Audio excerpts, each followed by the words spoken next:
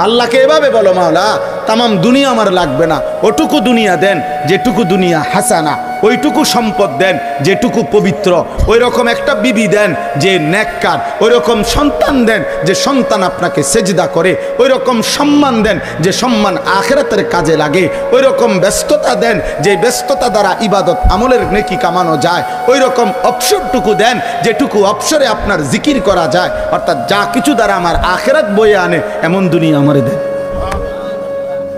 তামামটা লাগবে না মাওলা, পুরোটা দিয়ে কিনুন। ওয়াফিল আখিরাতি হাসানা, আখিরাতও যা উত্তম তাই দেন।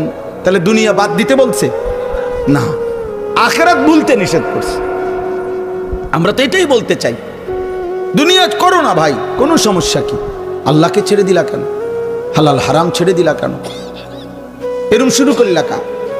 সুদও খাও, কিস্তিও নাও, মিথ্যাও বলো, ওজনও, কথায় কথায় হাসতে হাসতে মিথ্যা কথা বলো, হাসতে হাসতে ওজনে কমবে, হাসতে হাসতে সুদ খাইতেছে, সুদের লেনদেন করতে। আস্তাগফিরুল্লাহ। আরে বেটা, মনোজন কামড়াইয়া দুনিয়াটা সিরালাইব সবকিছু খাইয়া, এরপরে শেষ বয়সটা ভেজিটেবল খায় আর সাড়ে দুটা রুটি খায়।